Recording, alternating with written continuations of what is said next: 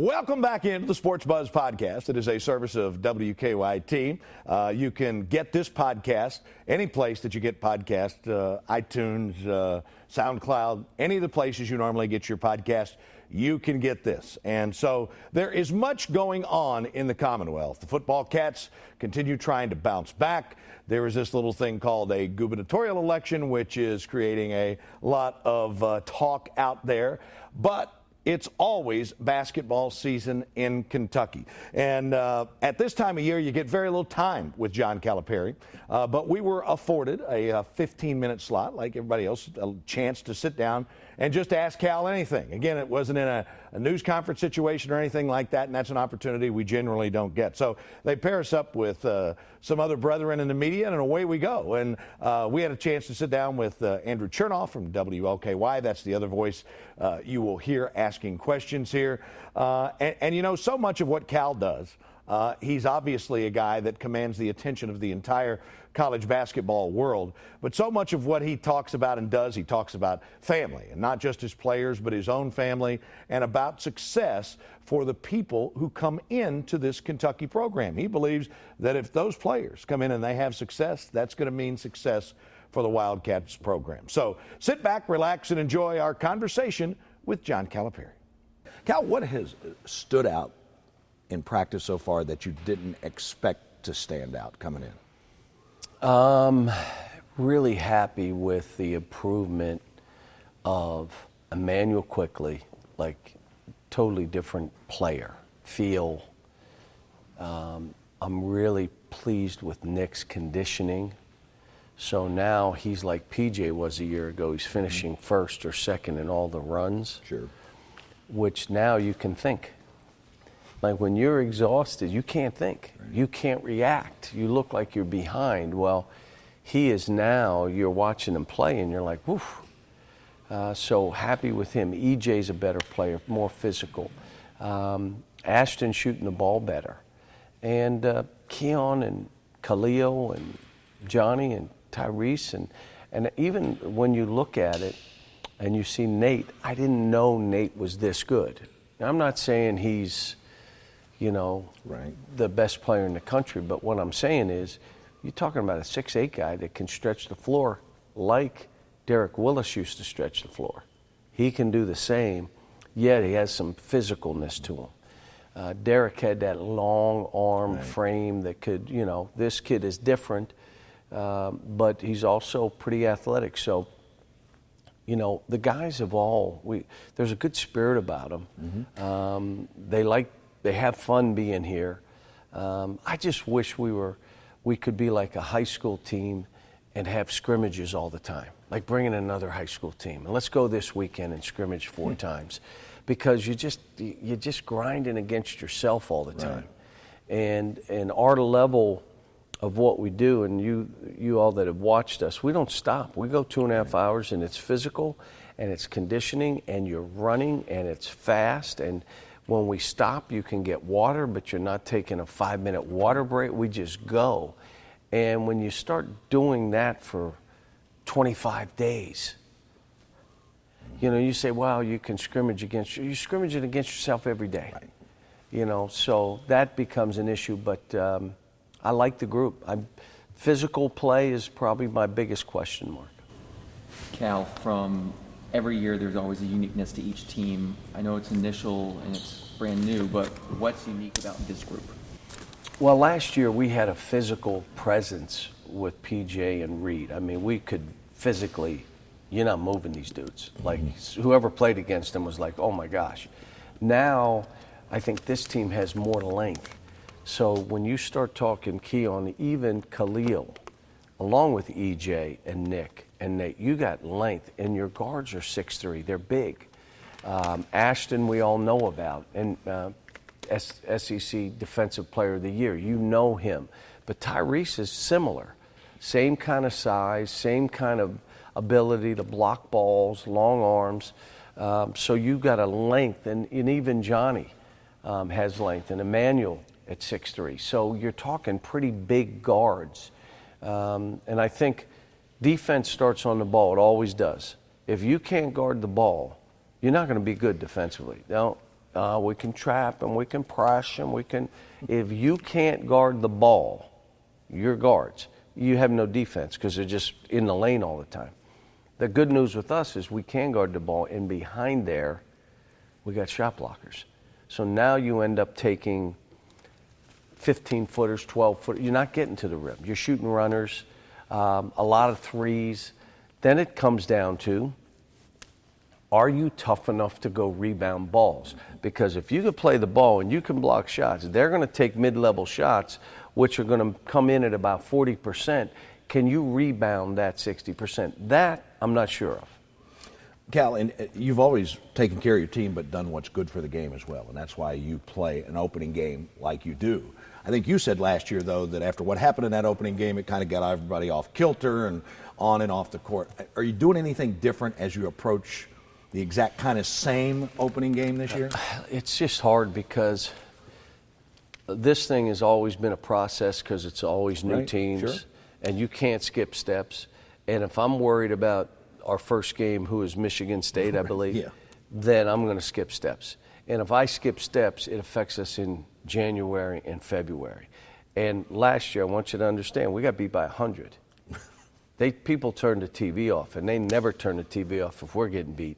If we're getting beat, they're watching it to the end. Well, guess what? Even the people that watch it to the end turned it off. We were getting beat so bad. But by the end of the year, we should have won a national title last year. We got beat by a team that we had beaten by 30. It goes to overtime. I never thought we were losing that game, and we end up losing it. And now you say, wow, but again, from the beginning to that and where we were trying to go, you cannot skip steps. If you don't get up and down the court, if you don't fight the post, if you don't play fast where you're getting up and down the court against Michigan State, you can't beat them anyway. So if we're not that at the beginning of the year, it doesn't matter what else I put in. Out of bounds play. Like, we have no out of bounds plays. We have no zone offense. We have no press attack right now as I speak. None. So what are you working on? How about creating the habits that they need that we can win with? How about getting them to talk more? How about getting them to play together versus how are we playing together? That's the beginning of this. You mentioned talking more. I know you talked the other day that Nate's a big talker when it comes to practice. I know you talked about how other guys have stepped up over the offseason. If there's one guy who's going to be the leader of this team this year, who is it going to be? Well, you don't know. That develops, and I can't make somebody a leader because usually that doesn't work. I don't name a captain. Now you say, well, how do you get a captain? You have to have a captain. The officials at the first game say, okay, who's the captain? The officials will say, who's the captain? And they'll look on my team, who are you the captain? Who's the captain? I'll be the captain. Okay, you're the captain. Let them figure it out. I don't pick captains. Let them. I'm not trying to say this is the captain, we're all following him. What if they don't want to follow him? I ain't following him. That dude's all about himself. Or he's not good enough for me to follow. Or he's always hurt. He's not on the court. I'm not following that. Let them decide. This, you've talked about this being a second tour, and you hit the ground running when you came here.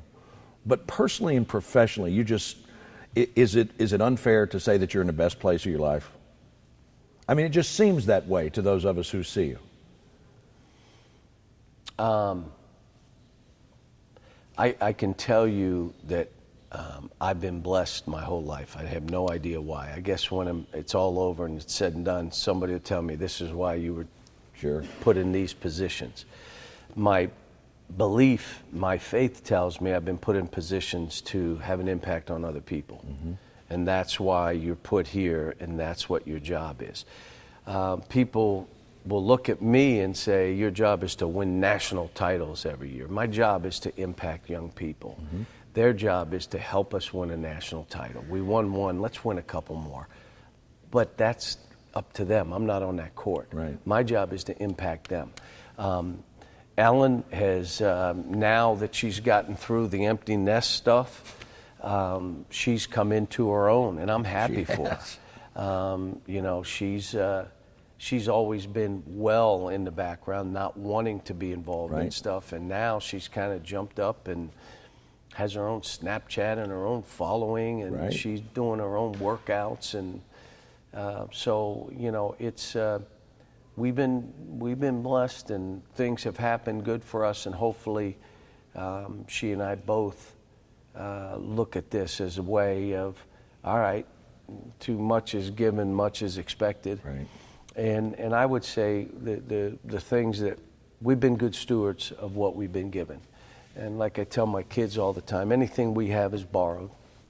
I've told my kids none of this is us, it's not ours. You don't take it with you, it's borrowed. And let's just remember that. And Ellen, she grew up in Missouri, I'd say, on a dirt farm. So she and I'm not into clothes, I'm not into cars, I'm not into music. We'd like to spend time away from here and get to where we have time, or I have time too, to rethink. But, to be the coach at Kentucky is a blessing. It is. There's no stage like this. And now, what I tell all these kids, you got to leave that stage clean for the next group of families. Right. You can't muddy up this stage. You have to do the right stuff. You can't be here if you're into drinking, smoking, clubbing, chasing. You cannot be here because you muddy this stage. You have to finish in good academic standing so no one can say, oh, they don't care about academics. We graduated 20 kids, 4 graduated in 3 years. 2 of those are in the MBA. Keep this path and this stage clean for the next group of families.